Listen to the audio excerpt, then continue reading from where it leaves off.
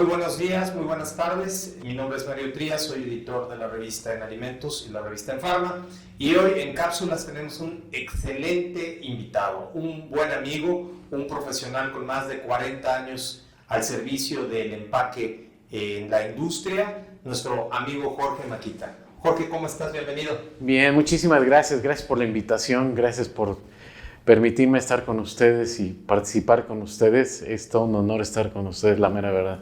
Encantado de tenerte aquí. Eres una leyenda viviente, 10 patentes. Cuéntanos un poco, ¿quién es Jorge Maquita según Maquita? Bueno, tengo 40 años metido en la parte de empaque. En la industria, en diferentes compañías que he estado, pero siempre ha sido mi pasión la parte de empaque. O sea, en términos de desarrollos, en términos de creatividad, en términos de generar, yo tenía una cultura del empaque, que la gente se dé cuenta finalmente de la importancia que tiene el empaque dentro del producto, que no es nada más un mal necesario, sino es realmente esta parte. O sea, yo siempre lo digo a la gente, es esta conexión emocional entre el consumidor y el producto, se hace a través del empaque. Entonces, generar todo digamos, hacer que la gente se dé cuenta de esto, para mí es bien importante. He estado 40 años, estuve, digamos, mis primeros años en una compañía que fabricaba empaques flexibles en investigación y desarrollo. Y de ahí le agarré el gusto y ha sido, digamos, en investigación y desarrollo prácticamente he estado toda mi vida metido en esto. Entonces, ahora, tú hablas de una pasión. ¿Qué es lo que te apasiona del empaque? ¿Qué es lo que le mete fuelle a esas largas horas de diseño, dibujando, imaginando? ¿Qué es lo que te apasiona? Una parte tienes el espacio de la creatividad, yo te diría, y de la innovación como tal, pero esta innovación, esta creatividad conectada al consumidor, o sea, es decir, generas un beneficio hacia el consumidor a través de esto que te imaginas que pueda ser diferente, de cómo se entrega, cómo se hace, cómo se vende, cómo lo podría utilizar el consumidor. Cómo se conserva, ¿no? Cómo se conserva el producto, toda la tecnología, todo lo que está atrás de las tecnologías para conservar los productos, de los procesos, todo eso. Es esta parte que me apasiona, o sea, hacer finalmente que tenga un valor para el consumidor y que tenga un aporte para la sociedad como tal. Y no estamos ante una nueva ola de impulso para el empaque con esta NOM 051, que además, y con una etiqueta limpia específicamente, que la gente quiere ver cada vez menos productos adicionados al producto principal, y para protegerlo vamos a requerir o proceso o empaque.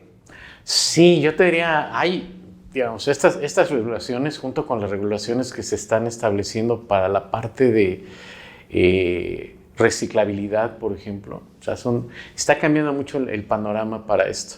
Hablando de la NOM 51, por ejemplo, generar toda esta comunicación clara para el consumidor es bien importante. O sea, generar finalmente esta confianza de que el consumidor pueda entender lo que significa lo que está en este etiquetado es importante, pero tiene que ir aunado también finalmente a esta parte en la que se protege el producto de tal manera que el consumidor lo puede consumir, digamos, de manera segura. Entonces se mezclan las dos, o sea, el empaque resulta ser el lienzo sobre el cual el consumidor puede leer la información que requiere. Sí, ya te va a leer la información que requiere. Lee, digamos, si quiere irse más a fondo, es el lugar donde puede leer el listado de ingredientes, que por regulación lo debes de tener, pero te permite saber exactamente qué tiene, o sea, y saber la calidad de lo que tienes. Entonces, al final de cuentas, lo que hace el empaque es comunicarte la calidad de lo que tú estás buscando y saber si eso que estás buscando está dentro del producto que está dentro de ese empaque. Ahora, yo me imagino que el empaque es desarrollado, si no mal recuerdo, en las guerras napoleónicas ya se usaba, justamente para tener mayor flexibilidad en las líneas de abastecimiento a las tropas. ¿Estoy en lo correcto? Sí, estás hablando de deuteria. Bueno, es uno de los primeros procesos digamos, de preservación del producto como tal. Es esto que hacía Napoleón y es, digamos, lo que da más adelante como resultado la parte del proceso de retortable o en autoclave, por ejemplo. Toda la parte de las conservas y demás se desarrolla en la parte de esto. Entonces, esta parte de esterilizar el producto dentro del empaque y generar finalmente que el producto no se vea contaminado por la parte microbiológica, empieza desde ese momento. O sea, se dieron cuenta que esto permitía que el producto pudiese llegar o pudiese durar más tiempo finalmente para las tropas, en lugar de estar utilizando productos que estaban en el campo, lo que sea, para poder hacerse de ellos. Entonces los podía transportar sin ningún problema como tal. Y de ahí nacen un montón de cosas. Recuerda que la parte de, por ejemplo, pasteurización, viene del proceso precisamente del señor Luis Pasteur, que es toda esta parte de someter a un tratamiento térmico para bajar la carga microbiana. Para bajar la carga microbiónica. Ahora, todo esto no se puede dar si no tienes un empaque adecuado que te funcione para este proceso en específico. Una barrera. Una barrera y que te resista el proceso como tal. O sea, si tú estás hablando, por ejemplo, del proceso de autoclave, una retortable, necesitas un empaque que te resista todas estas temperaturas a las que sometes, que resista la presión interna que se genera cuando estás haciendo este calentamiento como tal, y de alguna manera que se mantenga íntegro durante todo esto. Entonces, esto es parte de lo que aporta el empaque dentro de estos procesos. O sea, sí, hay una parte muy técnica, es la parte de cómo esterilizo el producto. La parte de pasteurización, por ejemplo, sí, o sea, tengo pasteurizadores, tengo intercambiadores de calor, pero en el momento que yo envaso, el envase tiene que estar estéril. Y para hacer que el envase sea estéril, pues necesitas finalmente pasarlo por un proceso que mate la carga microbiana que tiene el producto, el empaque como tal. Entonces, de ahí la importancia finalmente del empaque, o sea, de ahí la importancia finalmente de hacer que el empaque, digamos, corresponda y tenga un proceso muy cuidado finalmente en el desarrollo, porque va a ser finalmente el que te genere esta experiencia. O sea, veámoslo de esa manera. O sea, imagínate que tú tienes un producto y lo metes en un empaque, el empaque no es adecuado, y lo metes en autoclave y de repente empieza a tener fugas del producto, o el producto en términos de la carga microbiana empieza a crecer con el tiempo porque no fue esterilizado, porque no aguantaba las temperaturas que tú querías. Hay un montón de cosas que pueden pasar. Entonces la parte del empaque, o sea, el desarrollo técnico está ahí. Ahora, esa es una parte. Pues la otra parte es cómo lo entrego y que sea, yo te diría, atractivo para el consumidor para poderlo consumir. O sea, ¿cuáles son los mercados que han crecido más, por ejemplo, en términos de la parte de empaque y estos procesos de esterilización? ¿Cómo se comían los frijoles refritos hace 20 años? Pues en lata. O de la abuelita, ¿no? O sea, sí, pero los comías en lata. O sea, el modo más adecuado para comercializarlos era en lata como tal. Para hacerlos en lata, pues el problema de meterlos en lata y luego cuando aparece el microondas es que no puedo calentarlos. claro. Entonces tengo que sacarlos y calentarlos en una olla o en algún lado para calentarlos. La parte que hace muy atractivo esto, por ejemplo, de los frijoles que están en bolsa, es que tú los puedes meter al microondas, inmediatamente tú puedes consumir el producto como tal, directo de la bolsa como tal. Lo cual le da una gran ventaja para nuestras nuevas, anteriores a la pandemia, conductas, ¿no? La gente que podía llevar esto a la oficina y podía comerlos directamente. Exacto. La otra parte, por ejemplo, es la parte sensorial. O sea, dada la naturaleza y la geometría del empaque, por ejemplo, en bolsas como tal, tardas menos tiempo en llegar al centro del empaque en el momento que estás esterilizando. Lo cual significa que, digamos, en términos de nutrientes, no dañas tanto el producto como tal. No lo calientas todas las partes previas. No lo calientas todas las partes previas. La otra es la parte, digamos, sensorial, es mucho menos afectadas en la parte de sabor, por ejemplo. Por eso atún ha tenido también mucho éxito en términos de meterlo en bolsas retortables, porque es una maravilla. Wow. Y la otra parte es la parte de portabilidad. O sea, obviamente ahorita durante el COVID mucha gente está utilizando productos para preparar cosas en casa, pero esto, o sea, en otros países la parte de retortable, por ejemplo, en envases flexibles, ha permitido finalmente que la gente tenga acceso a platillos, no sé, Rezo Stroganoff, pollo al muy curry. sofisticado, Muy sofisticado.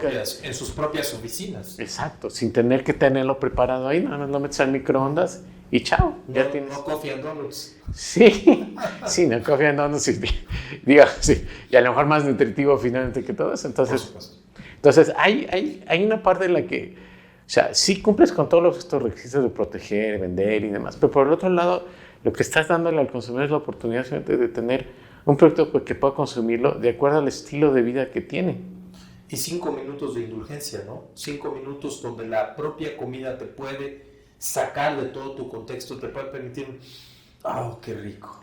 Exacto, porque la calidad del producto que entregas es buena y está, digamos, debidamente protegida. Inocua. Exacto. Hablando en términos de energía, esta geometría que tú dices, esta facilidad de llegar al producto más rápidamente, hace que las máquinas para esterilizar sean más eficientes. Digamos que vamos a ponerlo así, en términos de tiempo, sí, o sea, yo diría, la forma en la que tú estás haciendo, digamos, el esterilizado, lleva menos tiempo llegar a este punto cero. Entonces, y por lo tanto, es más eficiente, el ciclo de esterilización menor, la productividad es mayor, todo ese tipo de cosas. Y tenemos un impacto verde también, ¿no? Exacto, en términos de energía. Ahora, me gustaría mucho tu opinión porque yo veo, por ejemplo, en muchos países en Europa que no se quejan tanto del empaque, en Estados Unidos tampoco se quejan tanto del empaque, porque hay una cultura de reciclaje mucho más amplia que la nuestra. Claro. ¿Qué nos falta? Yo te diría, lo que pasa es que una es una regulación, yo te diría, que sea consensuada con la industria, pero una regulación finalmente que haga sentido finalmente a todos. O sea, una regulación que no prohíba cosas, sino que nos permita finalmente encontrar maneras de resolver el problema del que nos estamos enfrentando. Y eso significa que a muchos niveles no nada más es, pues manda el producto para reciclar, o sea, tiene que haber una estructura que permita reciclar el empaque como tal.